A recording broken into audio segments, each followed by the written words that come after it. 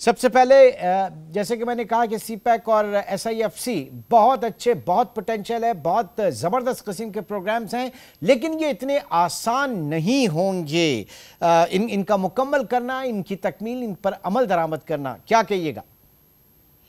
जी देखें, पहले तो ये कि naturally as someone who works on investment, मैं पॉलिटिकल जार्गन तो नहीं यूज करूंगा, गेम चेंजर, फेट चेंजर या, बट आई थिंक कि ये इस वक्त पाकिस्तान जो इकोनॉमिक कंडीशन में जिस स्टेट पे है, आई थिंक कि इसके अंदर हमें वन विंडो, जिसका हम बहुत अरसे से तस्करा कर रहे हैं, और ऑलमोस्ट हर इकोनॉमिक डिस्कशन जहाँ पे इन्वेस्टमेंट की बात हो वहाँ पे वन विंडो ऑपरेशन की बात होती है। और अनफॉर्चुनेट बात यह है कि जहाँ हम बेस्ट केस सिनेरियो की बात करते हैं, हम सीपैक में चाइना की बात करते हैं, वियतनाम, लाओस, कंबोडिया की बात तो करते हैं, उनकी वन विंडो से सीखना भी चाहते हैं शायद, लेकिन उसकी प्रैक्टिकल इम्प्लीमेंटेशन और जो हमारी वन विंडो सर्विसेज हैं, जो board of investment, federal board of investment या प्रोविंशियल हो, उसकी ट्रू मैनिफेस्टेशन या उसकी ट्रू आर्टिकुलेशन नहीं हो सकती जब वो मिनिस्ट्रीज के साथ लिंकेजेस कन्वर्ट करते हैं। और हमारा मसला सिर्फ एक लिंकेजेस का नहीं है, हमारा मसला जो है वो रेगुलेशन से, रूल से, रेगुलेशन से, लाइसेंसेस से या सर्टिफिकेशन से लेके जो one window, digital one window connectivity है उस तक आता है। और अगर आप पिछले 4-5 साल में या उससे ज्यादा टाइम में वन विंडो को या ईज ऑफ डूइंग बिजनेस की जब से गुफ्तगू हो रही है उसको देख लें तो कई दफा हमने नारे लगाए हैं और बहुत सारी स्टेटमेंट्स दी हैं कि हम वन विंडो फैसिलिटेशन देंगे, हमने ग्लोबल सिनेरियो में भी जाके दिया है।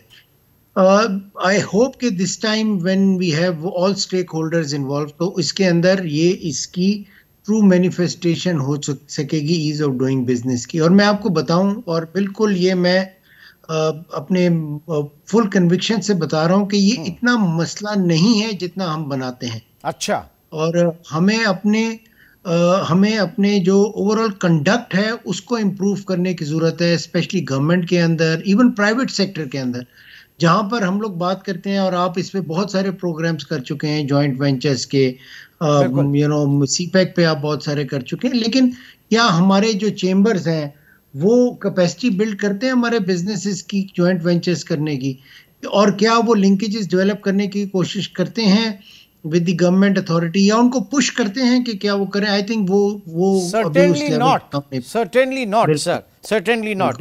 ये मुझे बताइए कि असल मकसद जो है वो फॉरेन इन्वेस्टमेंट को फरोग देना है। आज बिजनेस रिकॉर्डर के मैं एक खबर देख रहा था, जुलाई अगस्त में जो बैरूनी सरमायाकारी है इसमें इसका मुनाफा और इसका डिविडेंड, इसकी जो रिपैट्रिएशन है यानी इसके मुनाफे की वापसी, उसमें 74% इजाफा हुआ है। और बात की जा रही है कि जो कैपिटल कंट्रोल्स को नर्म किया गया उसकी वजह से ये रिपैट्रिएशन, डिविडेंड का, प्रॉफिट का बहुत ज्यादा बढ़ गया। जो इन 2 महीनों में ये नोट किया गया 49 मिलियन, जबकि उससे पहले 1 साल पहले ये तकरीबन 28 मिलियन डॉलर्स था। ये बताइए कि क्या ऐसे में सरमायाकारी के हम फरोग की बात कर रहे हैं, यहां से तो मुनाफा ज्यादा जा रहा है।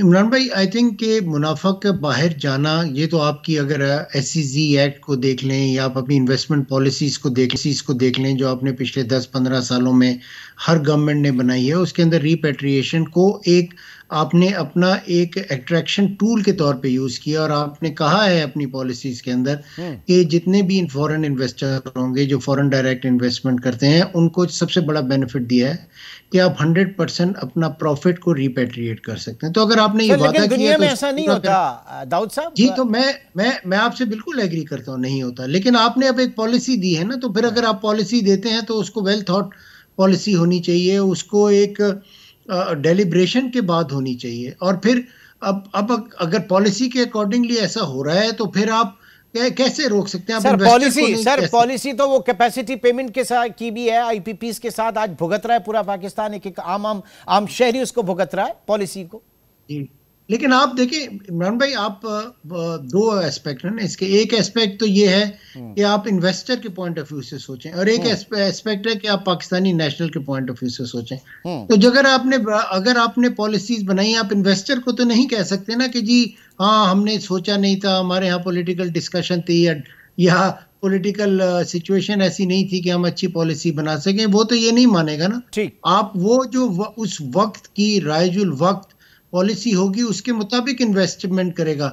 और अगर आपको अपनी पॉलिसी पे शकूक हैं या शुबहात हैं या आप समझते हैं कि नहीं कर सकते और उसके जो पॉलिटिकल डाउन टर्न है उसको आप जेहन में रखते हुए, तो फिर आप कैसे एक्सपेक्ट करते हैं कि आप इन्वेस्टर, क्योंकि इन्वेस्टर को एक जिसने एग्जिस्टिंग इन्वेस्टमेंट की होगी वही अट्रैक्ट करेगा ना। ठीक है, ये आगे सर आगे बढ़ते हैं। ये बताइए कि जो इन्वेस्टमेंट के लिए और स्पेशली फॉरेन इन्वेस्टमेंट के लिए जो आपका जो एक्सचेंज रेट है वो बहुत ज़्यादा अहमियत का हामिल है।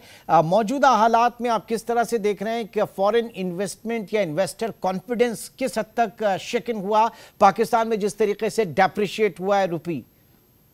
देखिए, आप ना सिर्फ रुपी डेप्रिसिएशन की, आपकी ओवरऑल जो अनसर्टेन एनवायरनमेंट है उसकी डेप्रिसिएशन भी तो आपके सामने है ना। जो पॉलिटिकल डिबेट है, जो डिस्कशन है, इसके अलावा आपने जो इकोनॉमिक रीजंस दी हैं और इवन के जो हमारा जो नैरेटिव है, जो हम खुद नैरेटिव बनाते हैं। फॉर एग्जांपल, अगर आपके मुल्क में किसी ने इन्वेस्टमेंट करनी है, फॉरेन इन्वेस्टर ने, तो वो अंग्रेजी का अखबार पढ़ेगा और उसके अंदर अगर आप पहले सफ़े और हेडलाइंस देख लें तो वो from political scenario to security scenario to economic scenario, ये 3 एस्पेक्ट है ना इन्वेस्टमेंट के। तो ये तीनों में आप खुद देख लें, हेडलाइन न्यूज़ देख लें और उसके मुताबिक आप फैसला कर लें।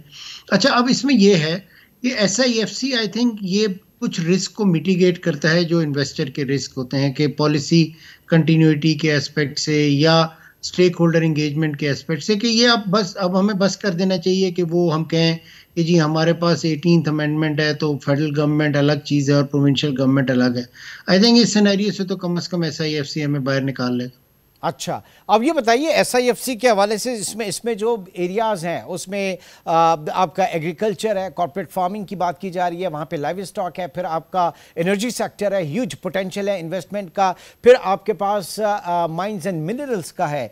दाऊद भट्ट साहब, इसमें एक स्कूल ऑफ थॉट जो है उसका ये मानना है कि जनाब पाकिस्तान से आप कुछ भी करें, पाकिस्तान में आके फॉरेन कंपनीज कुछ भी करें, लेकिन पाकिस्तान से जो खाम माल है, रॉ मटेरियल की शक्ल में पाकिस्तान से बाहर नहीं जाना चाहिए।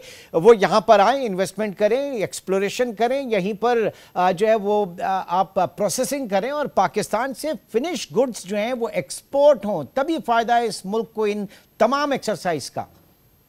ये तो I mean it goes without saying कि ये बिल्कुल सही है और ये आप इस बात को कई दफ़ा हाईलाइट भी कर चुके हैं। आई रिमेंबर के स्टील सेक्टर में, अदरवाइज भी आपने जब कंस्ट्रक्शन सेक्टर के इंसेंटिव्स आए थे लास्ट गवर्नमेंट में, उसमें भी ये डिस्कशन हुई थी around some of the areas जहाँ पर मार्बल्स के आप आई रिमेंबर के आपने गुफ्तगू की थी। मेरा पॉइंट हमेशा से ये रहा है कि आप बिल्कुल आप सही कह रहे हैं कि आप वैल्यू एडिशन करके इसको बाहर भेजें, लेकिन वैल्यू एडिशन करनी किसने है? वैल्यू एडिशन के लिए क्या आपके पास ह्यूमन रिसोर्स है? आप कहते हैं कि आपने टेक्नोलॉजी सेक्टर में ई-कॉमर्स के अंदर अपनी कैपेसिटी बढ़नी है, या आप बता सकते हैं कि पाकिस्तान के अंदर जो 4G है या 3G है वो अपने पोटेंशियल पे बिल्कुल ट्रूली काम करता है? आप मोटरवेज पे जाते हैं या अदरवाइज आप वेस्टर्न एरिया की तरफ जाएं, इवन KP पेशावर से आगे जाते हैं तो आपका इंटरनेट आना एक्सेस खत्म हो जाता है। तो आप कैसे बात कर सकते हैं ओवरऑल स्ट्रेटेजी की? तो आई थिंक अब हमने आगे जो जाना है, एटलीस्ट 3 एस्पेक्ट इसके मेरे जहन में है सर। एक तो एक रिलीजियस एस्पेक्ट ये है कि आप जो वादा करें इन टर्म्स ऑफ पॉलिसी तो उसको पूरा करें। दूसरा ये कि आप जो पॉलिसी मेकिंग करें उसको रियलिस्टिक बनाएं अपने कंपेटिटर्स को देखते हुए।